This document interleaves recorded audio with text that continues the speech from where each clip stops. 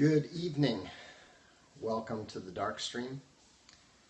This is Vox Day, and I didn't bother announcing this one because it's just kind of impromptu. Nothing, not doing any sort of news report type thing. Let's see. For some reason, I'm picking up a echo here. I don't know why. But hey, yeah.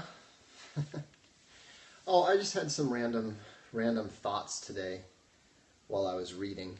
No, just look, you guys. When I bring up a question or a thought like, is capitalism moral? I would think that you would know me well enough to know that this is not going to be some sort of generic left-wing,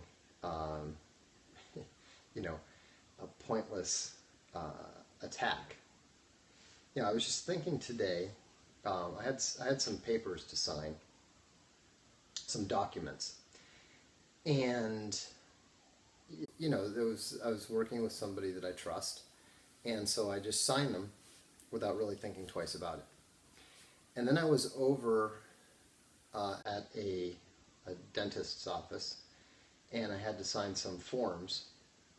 And, some of I literally did not know. Now, as you know, I live in Europe, so this is in a language that's not my mother tongue, and there were actually some forms. No. Again, I can't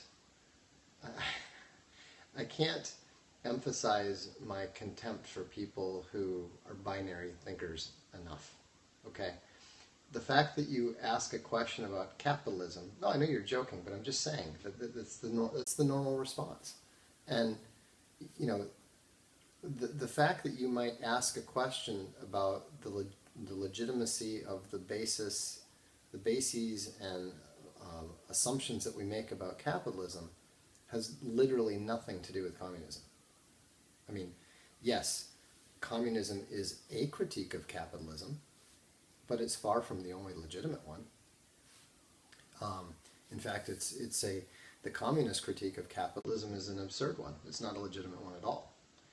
It's been disproven by years and years of evidence. But what I was thinking about when I was signing these forms, so here I'm signing a legally binding form, and I clearly do not understand everything that I'm signing. Now, this is a trivial form. It's not important. I'm not actually concerned about it in the slightest. But what it got me thinking is how much of capitalism is wholly dependent upon the idea that that you can agree, what you agree to at that one moment in time is a moral basis for the exchange, and therefore makes that exchange morally legitimate forever. And what I'm thinking, what this has me thinking about is the fact that so much of economics is based on the idea that people are rational, that people always make rational decisions that are to their own benefit. So, for example, if you talk to a free trader, they will say that every trade is by definition a fair one, because if it wasn't fair, if you didn't feel that it was to your benefit, you wouldn't make that trade. Well, that's bullshit. I mean, we know it's false. There's already a field of irrational economics. We know from observation that we're not always rational. We know that our opinions change. We know that our values, how we value something, can change dramatically from one moment to the next. I mean, you can take the extreme example. What would a drug addict pay for heroin, when he's desperate for a fix versus when he gets clean? And so, and it's not just about IQ, because we might come in, even if you're brilliant, even if you're a genius, you might come to a different understanding, a deeper understanding later, and then realize, I would never have made that trade. That's why they've got all these laws and regulations that are meant to force disclosure or to prevent insider trading and all these sorts of things.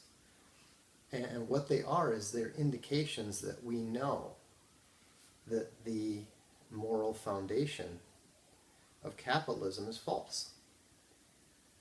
The the idea that simply because you can convince someone of something at one time, therefore justifies all possible ramifications of the exchange, it clearly cannot possibly be true.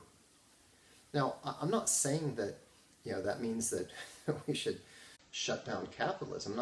We're not even thinking in that regard.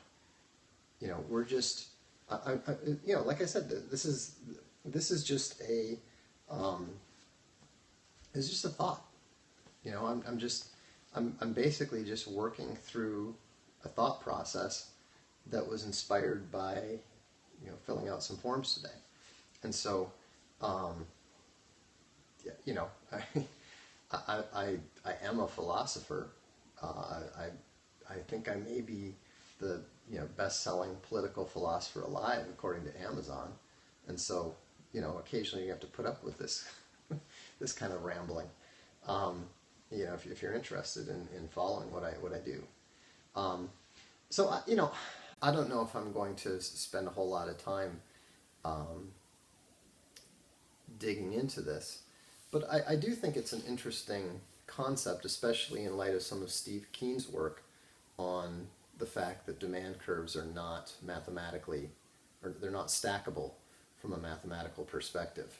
And so, I think what, the more that you look at this, the more deeply you look into this, the more that you can see that, humans are not rational. Humans are not fully informed. Humans don't know what they want. If you think about the the atheists, the Daniel Dennett's and Sam Harris's, they love the idea that there is no free will, right? They love the idea that there's no free will because they think that this is an attack on Christianity, which they hate. And this is how these guys are trivial thinkers, because they clearly don't spend any time thinking about the ramifications of what they're proposing or what they're suggesting or what they're advocating beyond, we can disprove Christianity this way, or we can falsify it somehow, or at least make it look bad. But the thing is, if there is no actual free will, then we cannot possibly engage in exchange. The entire basis for exchange is fundamentally flawed. And so, again, I'm not saying that that makes capitalism evil. I think that capitalism can be, and has been, a great benefit to mankind. However, the problem is that it clearly creates a system where the better you're able to convince people to do what you want, the better a con man you are, the more successful you're going to be. And that clearly is a seriously problematic angle. Not in the SJW problematic sense, but in the sense of actually being a problem for the philosophy of capitalism. I'm not aware of too much. I'm not really aware of much good philosophical work on capitalism that isn't, communists trying to justify their alternative. Now I'm not. I'm plenty busy. I have way too many projects already that I'm working on to really dive into that. But it's just something that I thought about. One of the things that I would like to work towards, if I were to attempt a magnum opus, what I would kind of like to do is a summa economica, something similar to what Thomas Aquinas did with theology, but do it with economics. Working from first principles, maybe using the exact structure of his arguments, where he begins with where he begins with presenting arguments in the apparent. If you've read Summa Helvetica, you know that I have, I would dare say, mastered that structure. It's kind of a funny story. In the review of Summa Helvetica on Blackgate, they had talked about how I had copied, right? I had just basically used Thomas Aquinas' arguments as a basis for the book, a specific argument. And I wrote to John O'Neill, the editor, and I said, that's not correct, because Thomas Aquinas, it's an imitation of his arguments. It's a new argument, but it's not what Thomas Aquinas wrote. I just wrote it in his style, convincingly, apparently. But he said, "Well, are you sure he didn't do that? Are you sure of that?" And I said, "Well, I'm pretty sure if you check the Summa Helvetica, you'll find out that at no point does Thomas Aquinas ever delve into the question of whether elves have souls that are naturally united to them." So that was pretty funny. But anyhow, in answer to the question, I think Ayn Rand is ludicrously insufficient as a philosopher. I think that she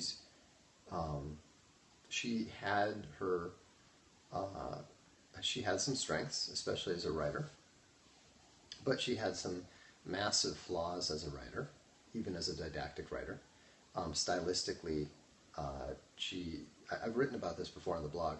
Stylistically, she had some tendencies to commit some pretty serious writing sins, literary sins. But I think it's actually as the philosopher that she's more flawed. I was never ever drawn to objectivism. I never found the virtue of selfishness to be convincing. And not because I'm a Christian. This is before I became a Christian. I just was never that impressed by objectivism in particular, or Ayn Rand herself. Her thinking is she's better for her distaste and distrust of communism than she is for building anything positive. Now that's not really a serious criticism.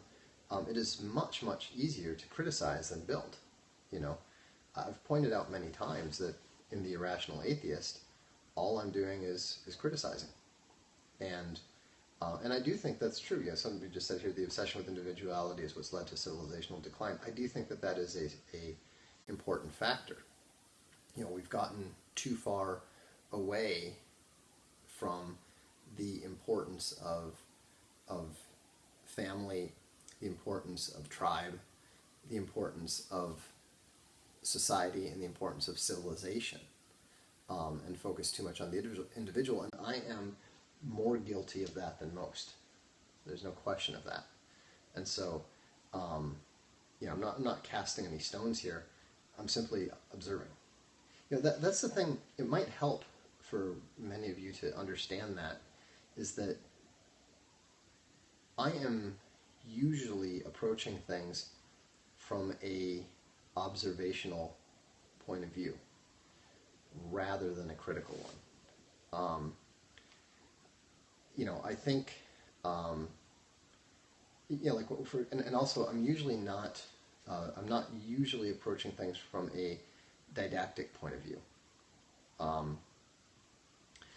So the thing that, like, for example, with the alt-right, I wrote the 16 points. The New York Times is calling me an alt-right leader, all that sort of thing. Meanwhile, the retards are running around going, but Richard Spencer coined the term. It's like, so? Henri Saint-Simon coined the term socialism. That doesn't mean that Marx didn't define it much more effectively, you know. And Marx only defined one socialism. You know, the Fabians defined it differently, and Gramsci redefined Marxism, as did Lenin. I mean, you know, the whole idea that you know, you coin a term and therefore it's like a corporate brand. I mean, it's just absurd. You know, and it's especially absurd because Richard Spencer has come out and said that he agrees with quite a few of the 16 points. You know, so I mean, the whole thing is pointless. Regardless, I am not a leader. The only thing that I lead is the rabid puppies and the evil legion of evil. You know, if people want my title, I tell them Supreme Dark Lord. It's kind of funny, you know. People ask my kids, you know, what's your daddy do? He's a Dark Lord. They're always like, what? You know, so what is he? Yeah, Dark Lording. Yeah, and of course, the VFM are part of the evil legion of evil. Have I lightened up on Spencer a bit? Oh, I mean, I have no problem with Richard at all. You know, I just think that he had a fundamentally flawed media strategy, and I told him that. I told him that before any of this. You know, I'm not surprised that it didn't go terribly well. You know, he was just working on an outdated model. You work on an outdated model, and it's usually not going to work. You know, I mean, that's why I tell people, listen to Cernovich, listen to Milo, whether you agree with them or not, because they know what they're talking about. You know, I listen to people that I don't agree with all the time. I publish people that I don't agree with. You know, I mean, John Wright and I get into it on civic nationalism and equality. I mean, and if you think we get into it on that, you know, you should see us get into it when we're discussing the editing of one of his works. I came across a great word today it was an introduction to a Poul Anderson novel. I think Poul is the right way to Poul. I don't actually know how to pronounce that. But anyhow, you know, he's a great science fiction writer from Minnesota, and they described him as gynidolatrous. You know, because he always has this tendency to sort of idolize his female characters in his stories. And the first thing I thought was, I got to email that to John. You know, because we have a fundamentally different perspective on male-female relations. And so, you know, he tends to have a much more optimistic view of the opposite sex than I do. You know, I come in much more on the game side, the much more skeptical side, and that's fine. You know, I mean, we argue. You know, we occasionally argue with it. Sometimes I can convince him. Usually I can't. That's okay. You know, it's his books. And he did write a very kind, he wrote a very kind post about my editing, and, you know, I really appreciated it, and I know that I'm a good editor, you know, but he's a great writer. You know, you're going to look good, you know, all you need to do to look good editing John is just, you know, let him do his thing. The hardest part about editing John Wright is, well, there's two very difficult things. One is resisting the temptation to assume that he has misspelled a word or made a mistake, because it is almost invariably some ridiculously obscure word that you've never heard of before.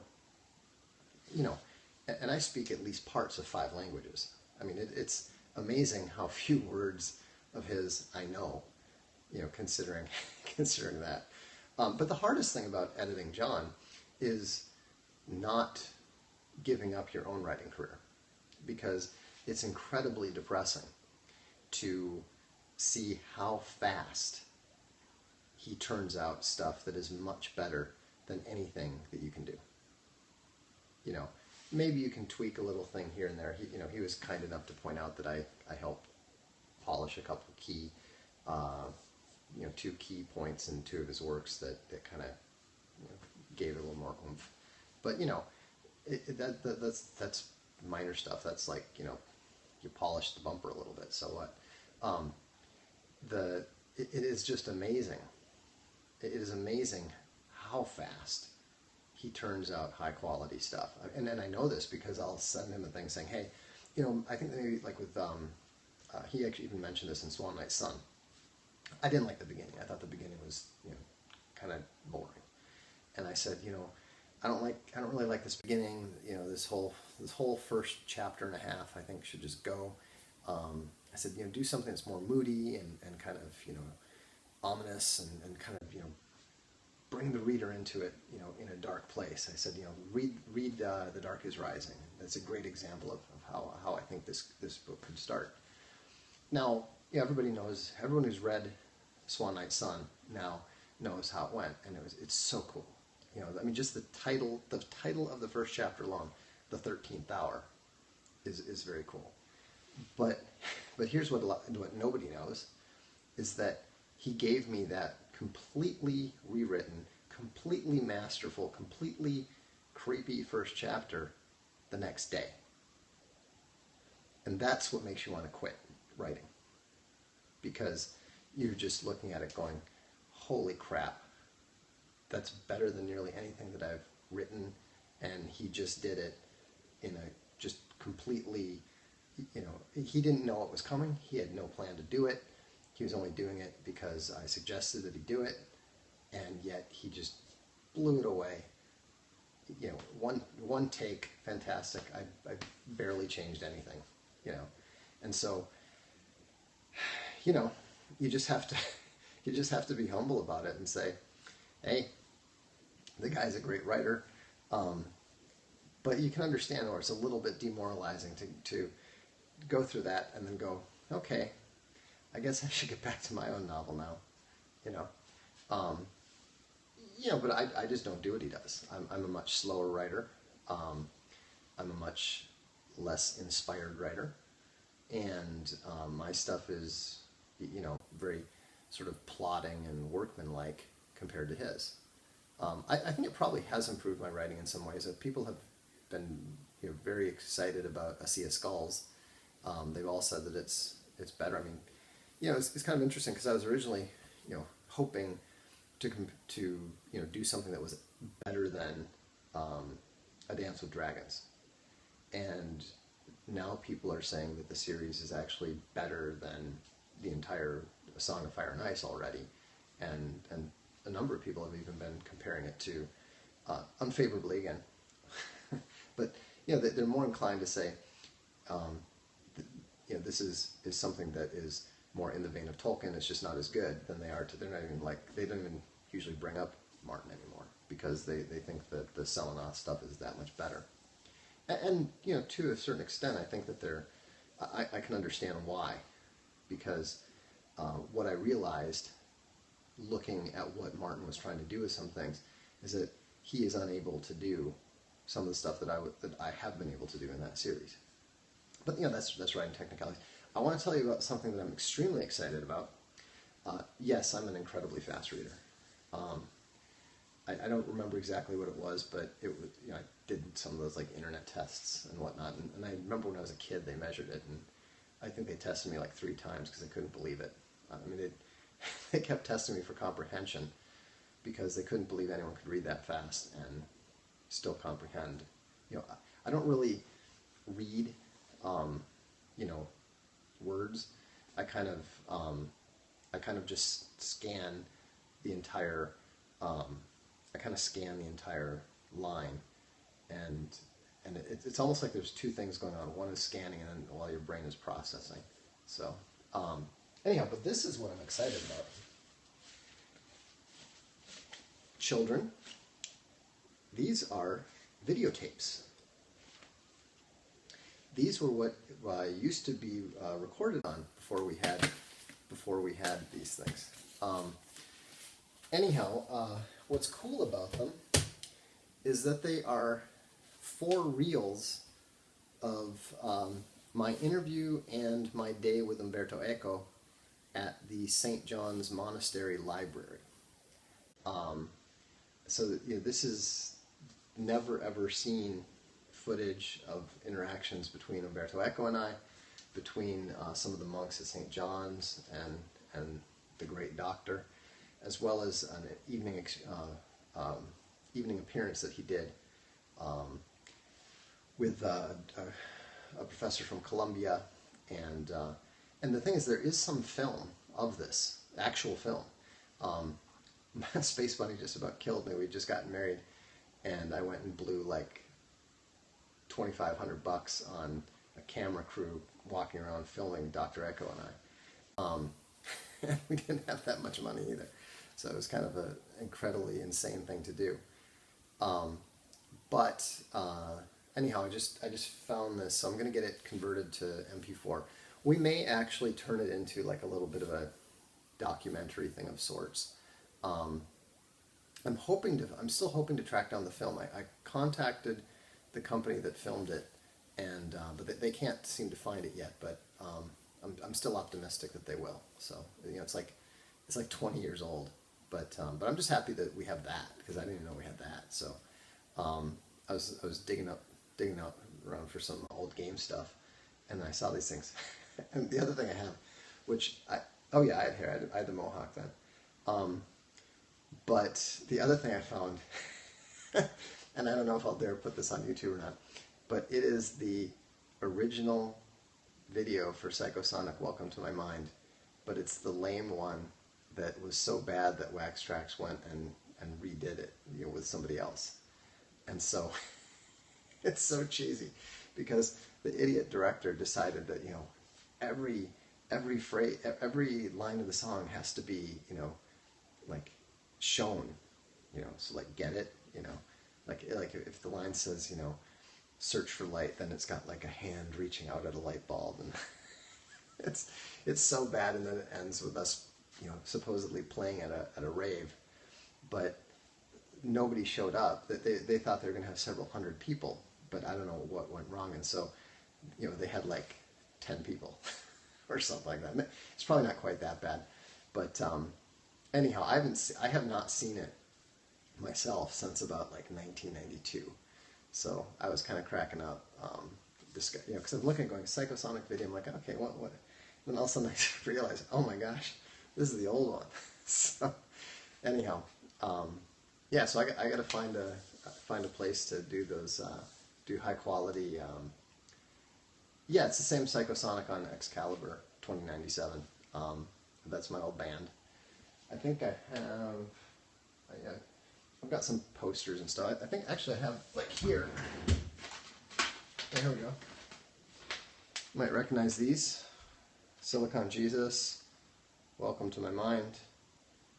I actually picked out both of these. I found both of these covers in a computer graphics magazine, and contacted the artist and got permission for us to use that for the covers. A room tour? Probably not. I'd have to clean up my office first. But I'll do a book tour of the library sometime though. Why not?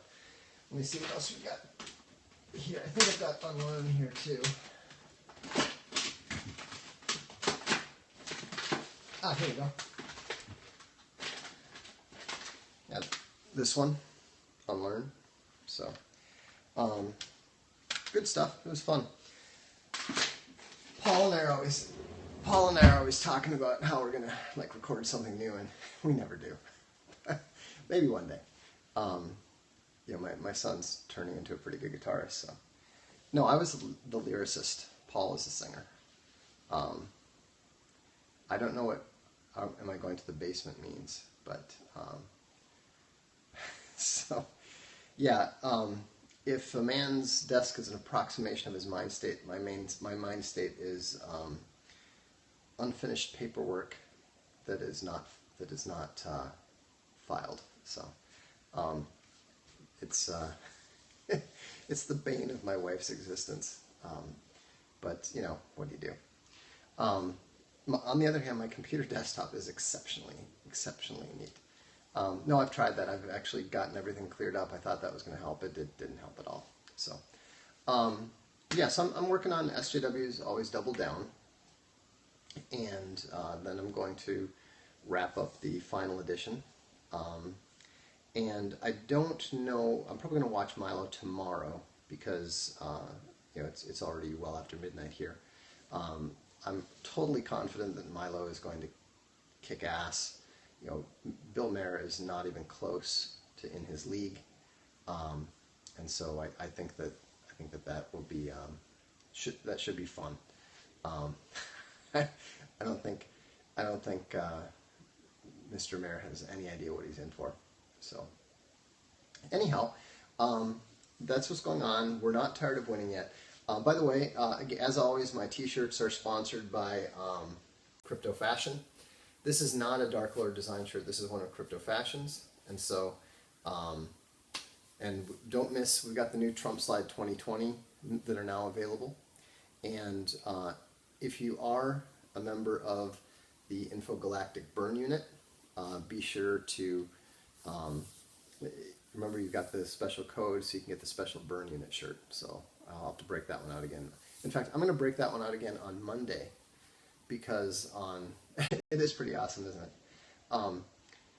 Monday is when we're still on target to launch Infogalactic News on Monday. And so, I'm hoping our goal is to basically supplant the Drudge Report. We love the Drudge Report, but the Drudge Report is still supporting holding up the mainstream media. You come to Infogalactic News, and you will not be supporting the mainstream media, even when you go click on the stories. And so I think that that's going to be, all of our links are going to archives. We've actually got it automated into the whole process. And so, we know we'll be successful when they start trying to block it. Will Infogalactic News take link submissions? Only news. We're going to have, I know there's going to be a lot of people who are going to want to get on there because we're going to have 24 writers, 24 columnists, like people like me, people like Cernovich, whatever. And then we're going to have 12 sites. So the sites that we will link to would be, for example, Drudge Report, Breitbart, WorldNet Daily, generally speaking, alternative news sites that we think that people might like to check out, have a central point that they go to. It launches on Monday. That's the plan, and we're on schedule as of right now. But yeah, the goal is to basically we need something to bring people into the Infogalactic system. Infogalactic is there as a resource, but it's not the kind of place that you necessarily go every day. It's not like every day I need to know details of the Battle of Borodino. But we've added some great stuff. We've got a whole new caching feature, so the whole thing is going to be much, much faster soon. We got the news stuff, and what's cool about the news stuff is under each story, there, if it's appropriate, there will be a link to an Infogalactic page about the story. So, you're not only going to be able to deny the mainstream media the page views that they want, that they live on, but you'll also be able to go deeper into the subject if you happen to want to. So anyhow, that's really all I had. This is, like I said, it was just kind of a rambling,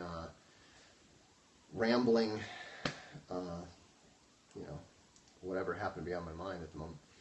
Book club is coming. In fact, I cannot describe how much I love the video that we have for that. We still need to iron out a few things, and I got the art email. I'll get back to you in a few days. Will I follow up on these thoughts one evening? About the capitalism and the morality of capitalism thing? Probably. I need to actually do some more thinking about it first, because frankly I don't have any more to say about that. When do I see Infogalactic overtaking Wikipedia? I think it's going to take about 36 months. I think that the news is going to be a very important part of that. One other thing, if you are a Reddit moderator, please get in touch. Please get in touch because we're going to need moderators and we don't know what we're doing. I've been on Reddit I think 5 times, and most of them for just write Summa Economica. Yeah, we'll see. We'll see. Yeah, Gab TV stream. Just wait. I am gonna be back on Gab TV probably either Tuesday or Wednesday because my internet is getting super upgraded early next week. So as soon as it is, then I'll be back on Gab TV. I just figured there's no point in doing it while we're still getting the lag and whatnot. But all right, well, thanks very much. Stop by the blog when you get a chance. Remember Infogalactic.com, and here's hoping that that Milo absolutely crushes it tonight on Bill Maher's show. Have a good weekend, and we'll probably see you tomorrow.